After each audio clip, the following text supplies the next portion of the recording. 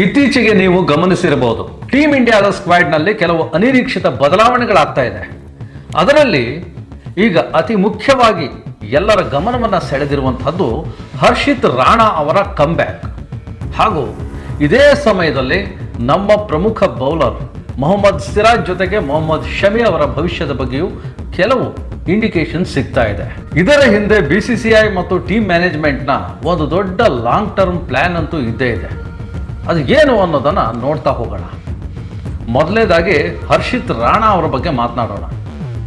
ಹರ್ಷಿತ್ ರಾಣಾ ಕಳೆದ ಕೆಲವು ಸಮಯದಿಂದ ಇಂಜುರಿ ಕಾರಣದಿಂದ ಟೀಮ್ ಇಂಡಿಯಾದಿಂದ ಹೊರಗಡೆ ಉಳಿದಿದ್ರು. IPLನಲ್ಲಿ ಕೂಡ ಅವರು ಪೂರ್ತಿಯಾಗಿ ಆಡೋದಕ್ಕೆ ಸಾಧ್ಯ ಆಗಲಿಲ್ಲ. T20 ವರ್ಲ್ಡ್ ಕಪ್ನಲ್ಲೂ ಅವರಿಗೆ ಅವಕಾಶ ಸಿಗಲಿಲ್ಲ. ಆದರೆ ಈಗ ಇದ್ದಕ್ಕಿದ್ದಂತೆ ಏಕದಿನದ ತಂಡಕ್ಕೆ ವಾಪಸ್ಸಾಗಿದ್ದಾರೆ.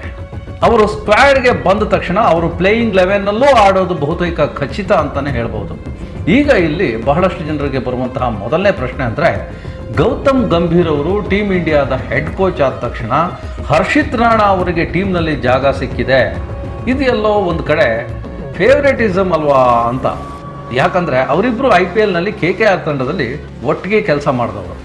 ಆದರೆ ರಿಯಾಲಿಟಿ ಏನಪ್ಪ ಅಂದರೆ, ಇದು ಖಂಡಿತವಾಗಿಯೂ ಫೇವ್ರೇಟಿಸಮ್ ಅಲ್ಲ. ಇದು ಟೀಮ್ ಇಂಡಿಯಾದ ಒಂದು ಅನಿವಾರ್ಯತೆ ಮತ್ತು ಮುಂದಿನ ದಿನದ ಭವಿಷ್ಯದ ರಿಕ್ವೈರ್ಮೆಂಟ್ ಅಂತ ಹೇಳಲಾಗ್ತಾ ಇದೆ. ಈ ರಿಕ್ವೈರ್ಮೆಂಟ್ ಏನು ಅಂತ ಅರ್ಥ ಮಾಡ್ಕೊಳ್ಬೇಕು. ಅಂದರೆ ನಾವು 2027ರ ಏಕದಿನ ವರ್ಲ್ಡ್ ಕಪ್ ಬಗ್ಗೆ ಯೋಚನೆ ಮಾಡಬೇಕು. 2027ರ ವರ್ಲ್ಡ್ ಕಪ್ ನಡೆಯೋದು ಸೌತ್ ಆಫ್ರಿಕಾದಲ್ಲಿ, ನಮ್ಮೆಲ್ಲರಿಗೂ ಗೊತ್ತಿರುವ ಹಾಗೆ 2023ರಲ್ಲಿ ವರ್ಲ್ಡ್ ಕಪ್ ಭಾರತದಲ್ಲಿ ನಡೀತು. ಇಲ್ಲಿನ ಪಿಚ್ಗಳು ನಮಗೆ ಫೇವರ್ ಆಗಿತ್ತು. ಅದಾದ ಮೇಲೆ 2024ರ T20 ವರ್ಲ್ಡ್ ಕಪ್ ವೆಸ್ಟ್ ಇಂಡೀಸ್ನಲ್ಲಿ ಸ್ಲೋ ಪಿಚ್ನಲ್ಲಿ ನಡೀತು. ಈಗ 2026 ವರ್ಲ್ಡ್ ಕಪ್ ಭಾರತದಲ್ಲಿ ನಡೀತಾ ಇದೆ. ಆದರೆ ಮುಂದಿನ ವರ್ಲ್ಡ್ ಕಪ್ ನಡೆಯುವಂತಹ ಸೌತ್ ಆಫ್ರಿಕಾದ ಕಂಡೀಷನ್ ಕಂಪ್ಲೀಟ್ ಡಿಫ್ರೆಂಟ್ ಆಗಿರುತ್ತೆ. ಅಲ್ಲಿ ಸ್ಲೋ ಪಿಚ್ಗಳು ಅಥವಾ ಟರ್ನಿಂಗ್ ಟ್ರ್ಯಾಕ್ಗಳು ಸಿಗೋದಿಲ್ಲ. ಸೌತ್ ಆಫ್ರಿಕಾದಲ್ಲಿ ಬಹುತೇಕ ಪಿಚ್ಗಳು ಫಾಸ್ಟ್ ಆಗಿರುತ್ತೆ ಮತ್ತು ಅಲ್ಲಿ ತುಂಬ ಬೌನ್ಸ್ ಇರುತ್ತೆ. ಅಂತಹ ಬೌನ್ಸ್ ಪಿಚ್ನಲ್ಲಿ ನೀವು ಕೇವಲ ಸ್ಪಿನ್ನರ್ಸನ್ನು ಅಥವಾ ಮೀಡಿಯಂ ಸ್ಪೇಸರ್ಸನ್ನು ಇಟ್ಕೊಂಡು ಮ್ಯಾಚ್ ಗೆಲ್ಲೋದಕ್ಕೆ ಸಾಧ್ಯನೇ ಇಲ್ಲ.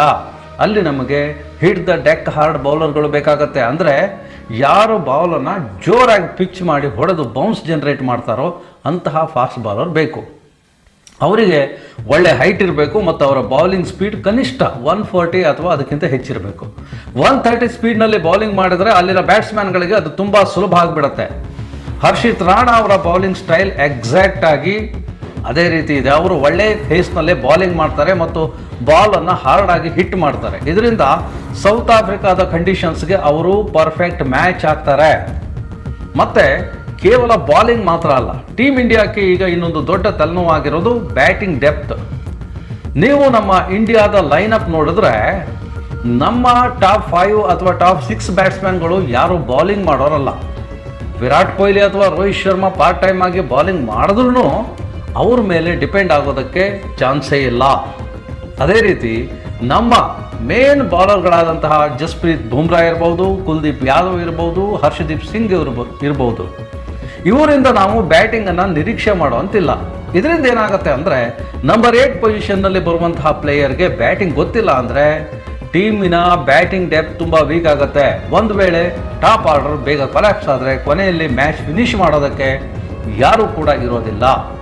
ಇದಕ್ಕಾಗಿಯೇ ಸೆಲೆಕ್ಟರ್ಸ್ ಮತ್ತು ಕೋಚ್ ಗೌತಮ್ ಗಂಭೀರ್ ಅವರು ನಂಬರ್ 8 ಪೊಸಿಷನ್ಗೆ ಒಬ್ಬ ಪರ್ಫೆಕ್ಟ್ ಆಲ್ರೌಂಡರ್ ಅಥವಾ ಕನಿಷ್ಠ ಬ್ಯಾಟಿಂಗ್ ಮಾಡುವಂತಹ ಫಾಸ್ಟ್ ಬೌಲರ್ನ ಹುಡುಕ್ತಾ ಇದ್ದಾರೆ. ಹಿಂದೆ ನಮಗೆ ಜಹೀರ್ ಖಾನ್, ಹರ್ಭಜನ್ ಸಿಂಗ್ ಅವರಂತಹ ಬೌಲರ್ಗಳು ಕೊನೆಯಲ್ಲಿ ಕೆಲವು ಇಂಪಾರ್ಟೆಂಟ್ ರನ್ಸನ್ನು ಹೊಡಿತಾ ಇದ್ರು. ಈಗ ಅಂತಹದ್ದೇ ಒಬ್ಬ ಪ್ಲೇಯರ್ನ ಅವಶ್ಯಕತೆ ಇದೆ. ಕೊನೆಯ 10 ಬಾಲ್ಗಳಲ್ಲಿ ಒಂದು 20 ರನ್ ಬೇಕಾದಾಗ ಪ್ರೆಷರ್ನಲ್ಲಿ ನಿಂತ್ಕೊಂಡು 6 ಹೊಡೆಯುವಂತಹ ಕೆಪಾಸಿಟಿ ಇರುವ ಬೌಲರ್ ಬೇಕು. ಇಲ್ಲಿ ಹರ್ಷಿತ್ ರಾಣಾ ಅವರು ತುಂಬ ಯೂಸ್ಫುಲ್ ಆಗ್ತಾರೆ. ಹರ್ಷಿತ್ ರಾಣಾ ಅವರಿಗೆ ಬ್ಯಾಟಿಂಗ್ ಮಾಡುವಂತಹ ಒಳ್ಳೆ ಸ್ಕಿಲ್ ಇದೆ. ಅವರು ಡೊಮೆಸ್ಟಿಕ್ ಒನ್ ಡೇ ಮ್ಯಾಚ್ಗಳಲ್ಲಿ ಆಲ್ರೆಡಿ 50 ಕೂಡ ಹೊಡೆದಿದ್ದಾರೆ. ಕೇವಲ ಡಿಫೆನ್ಸ್ ಮಾಡೋದು ಮಾತ್ರ ಅಲ್ಲ, ಪವರ್ಫುಲ್ ಆಗಿ ಹಿಟ್ ಕೂಡ ಮಾಡ್ತಾರೆ. ನೆಟ್ಸಲ್ಲೇ ಅವರು ಪಿಂಚ್ ಹಿಟ್ಟಿಂಗ್ ಪ್ರಾಕ್ಟೀಸ್ ಮಾಡೋದನ್ನು, ಕಂಟಿನ್ಯೂಸ್ ಆಗಿ 6ಗಳನ್ನು ಹೊಡೆಯೋದನ್ನು ಮ್ಯಾನೇಜ್ಮೆಂಟ್ ಗಮನಿಸಿದೆ. ಸೊ ಬೌಲಿಂಗ್ ಜೊತೆಗೆ ಈ ಬ್ಯಾಟಿಂಗ್ ಎಬಿಲಿಟಿ ಇರುವುದರಿಂದ 2027ರ ವರ್ಲ್ಡ್ ಕಪ್ ದೃಷ್ಟಿಯಿಂದ ಹರ್ಷಿತ್ ರಾಣಾ ಅವರ ಮೇಲೆ ಟೀಮ್ ಮ್ಯಾನೇಜ್ಮೆಂಟ್ ಒಂದು ದೊಡ್ಡ ಭರವಸೆಯನ್ನು ಇಟ್ಕೊಂಡಿದೆ. ಈಗ ಇನ್ನೊಂದು ವಿಚಾರಕ್ಕೆ ಬರೋಣ, ಅದೇ ಮೊಹಮ್ಮದ್ ಸಿರಾಜ್ ಅವರ ಕತೆ. ಹರ್ಷಿತ್ ರಾಣಾ ಅವರಿಗೆ ಟೀಮ್ನಲ್ಲಿ ಜಾಗ ಸಿಗ್ತಾ ಇದೆ. ಆದರೆ ನಂಬರ್ 1 ಬೌಲರ್ಗಳಲ್ಲೇ ಒಬ್ಬರಾದಂತಹ ಮೊಹಮ್ಮದ್ ಸಿರಾಜ್ ಅವರಿಗೆ ಏಕದಿನ ತಂಡದಲ್ಲಿ ಅವಕಾಶ ಸಿಗ್ತಾ ಇಲ್ಲ. ಯಾಕೆ? BCCI ಪ್ರೆಸ್ ರಿಲೀಸ್ ಪ್ರಕಾರ ಮೊಹಮ್ಮದ್ ಸಿರಾಜ್ ಅವರಿಗೆ ರೆಸ್ಟ್ ಕೊಡಲಾಗಿದೆ. ಯಾಕಂದರೆ ಮುಂದೆ ಬರುವ ದಿನಗಳಲ್ಲಿ ಟೀಮ್ ಇಂಡಿಯಾಕ್ಕೆ ತುಂಬ ಹೆವಿ ಆಗಿರುವ ಟೆಸ್ಟ್ ಸೀಸನ್ ಇದೆ. ಸಾಲು ಸಾಲು ಟೆಸ್ಟ್ ಮ್ಯಾಚ್ಗಳನ್ನು ಭಾರತ ಆಡಬೇಕಿದೆ. ಸಿರಾಜ್ ಅವರು ನಮ್ಮ ಟೆಸ್ಟ್ ತಂಡದ ಪ್ರಮುಖ ಅಸ್ತ್ರ. ಅವರು ಕಂಟಿನ್ಯೂಯಸ್ ಆಗಿ ಕ್ರಿಕೆಟ್ ಆಡ್ತಾ ಇದ್ದಾರೆ. IPLನಲ್ಲಿ ಪೂರ್ತಿ ಮ್ಯಾಚ್ಗಳನ್ನು ಆಡಿದರು. ಅದಾದಮೇಲೆ ವರ್ಲ್ಡ್ ಕಪ್ನಲ್ಲಿ ಕೂಡ ಆಡಿದರು. ಫಾಸ್ಟ್ ಬಾಲರ್ಗಳಿಗೆ ವರ್ಕ್ ಲೋಡ್ ಮ್ಯಾನೇಜ್ಮೆಂಟ್ ಅನ್ನೋದು ತುಂಬ ಇಂಪಾರ್ಟೆಂಟ್. ಅವರಿಗೆ ಸರಿಯಾದ ರೆಸ್ಟ್ ಸಿಗಲಿಲ್ಲ ಅಂದರೆ ಇಂಜುರಿ ಆಗುವ ಚಾನ್ಸಸ್ ತುಂಬ ಇರುತ್ತೆ. ಹಾಗಾಗಿ ಟೆಸ್ಟ್ ಮ್ಯಾಚ್ಗಳಲ್ಲಿ ಅವರ ಫಿಟ್ನೆಸ್ಸನ್ನು ಕಾಪಾಡಿಕೊಳ್ಳೋದಕ್ಕೆ ಸದ್ಯ ಅವರಿಗೆ 1 ಡೇ ಮ್ಯಾಚ್ಗಳಿಂದ ಬ್ರೇಕ್ ಕೊಡಲಾಗಿದೆ. ಇದು ಲಾಜಿಕ್ ಆಗಿ ನೋಡಿದರೆ ಸರಿಯಾದ ನಿರ್ಧಾರನೇ. ಆದರೆ ಇದ್ರ ಜೊತೆಗೆ ಇನ್ನೊಂದು ಆ್ಯಂಗಲ್ ಕೂಡ ಇದೆ. ಟೀಮ್ ಇಂಡಿಯಾ ಈಗ ಏಕದಿನ ಮಾದರಿಗೆ ಹೊಸ ಬೌಲರ್ಗಳನ್ನು ತಗೊಂಡು ಟೆಸ್ಟ್ ಮಾಡೋದಕ್ಕೆ ಶುರು ಮಾಡಿದೆ. ಕೇವಲ ಸಿರಾಜ್ ಮತ್ತು ಬುಮ್ರಾ ಮೇಲೆ ಡಿಪೆಂಡ್ ಆಗುವ ಬದಲು ಬ್ಯಾಕಪ್ ಬೌಲರ್ಗಳನ್ನು ರೆಡಿ ಮಾಡ್ಕೊಳ್ಳೋದು ಇದರ ಉದ್ದೇಶ. ಯಾಕಂದರೆ ಅವರ ನಂತರ ಮುಂದೇನು ಅನ್ನುವಂತಹ ಪ್ರಶ್ನೆ ಬರುತ್ತೆ. ಅದಕ್ಕಾಗಿಯೇ ಪ್ರಸಿದ್ಧ ಕೃಷ್ಣ ಅವರಂತಹ ಬೌಲರ್ಗಳಿಗೆ ಸಾಕಷ್ಟು ಅವಕಾಶಗಳನ್ನು ಕೊಡ್ತಾ ಇದ್ದಾರೆ. ಹೈಟ್ ಮತ್ತು ಫೇಸ್ ಇರುವ ಬೌಲರ್ಗಳನ್ನು ಹುಡುಕೋ ಪ್ರಕ್ರಿಯೆ ಕಂಟಿನ್ಯೂ ಆಗ್ತಾ ಇದೆ. ಗುರ್ನೂರ್ ಬ್ರಾರ್ ಇಂತಹ ಹೊಸ ಪ್ಲೇಯರ್ಸ್ನು ಕೂಡ ಟೀಮ್ನಲ್ಲಿ ತರುವ ಪ್ರಯತ್ನಗಳು ನಡೀತಾ ಇದೆ. ಇನ್ನು ಕೊನೆಯದಾಗಿ ಮೊಹಮ್ಮದ್ ಶಮಿ ಅವರ ವಿಚಾರ. ಶಮಿ ಅವರು ಟೀಮ್ ಇಂಡಿಯಾದ ಲೆಜೆಂಡರಿ ಬೌಲರ್ ಅನ್ನೋದರಲ್ಲಿ ಯಾವುದೇ ಡೌಟ್ ಇಲ್ಲ. 2023ರ ವರ್ಲ್ಡ್ ಕಪ್ನಲ್ಲಿ ಅವರು ಯಾವ ರೀತಿ ಪರ್ಫಾರ್ಮ್ ಮಾಡಿದರು ಅಂತ ನಾವೆಲ್ಲರೂ ನೋಡಿದ್ದೀವಿ. ಆದರೆ ಸದ್ಯದ ಪರಿಸ್ಥಿತಿಯನ್ನು ನೋಡಿದ್ರೆ ಶಮಿ ಅವರು ಮತ್ತೆ ಏಕದಿನ ಕ್ರಿಕೆಟ್ ಆಡೋದು ಸ್ವಲ್ಪ ಕಷ್ಟ ಅಂತಲೇ ಹೇಳ್ಬೋದು. ಚೀಫ್ ಸೆಲೆಕ್ಟರ್ ಆದಂತಹ ಅಜಿತ್ ಅಗರ್ಕರ್ ಅವರು ಕೂಡ ಇಂಡೈರೆಕ್ಟ್ ಆಗಿ ಇದನ್ನೇ ಹೇಳಿದ್ದಾರೆ. ಶಮಿ ಅವರ ಫಿಟ್ನೆಸ್ ಈಗ ಮೊದಲಿನ ಹಾಗೆ ಇಲ್ಲ. ಅವರಿಗೆ ಪದೇ ಇಂಜುರಿ ಸಮಸ್ಯೆ ಕಾಡ್ತಾ ಇದೆ. ಹಾಗಾಗಿ ಸೆಲೆಕ್ಟರ್ಸ್ ಶಮಿ ಅವರ ಆಲ್ಟರ್ನೇಟನ್ನು ಹುಡುಕುವ ಕೆಲಸದಲ್ಲಿ ಬ್ಯುಸಿಯಾಗಿದ್ದಾರೆ. ಇದಿಷ್ಟು ನಮ್ಮ ಟೀಮ್ ಇಂಡಿಯಾದ ಬಾಲಿಂಗ್ ಡಿಪಾರ್ಟ್ಮೆಂಟ್ನಲ್ಲಿ ನಡೀತಿರುವಂತಹ ಡೆವಲಪ್ಮೆಂಟ್ಸ್. ಒಟ್ಟಾರೆ ಹೇಳಬೇಕು ಅಂದರೆ BCCI ಮತ್ತು ಕೋಚ್ ಗಂಭೀರ್ ಅವರು ಈಗ ಕೇವಲ ಮುಂದಿನ ಒಂದು ಸಿರೀಸ್ ಬಗ್ಗೆ ಯೋಚನೆ ಮಾಡ್ತಾ ಇಲ್ಲ.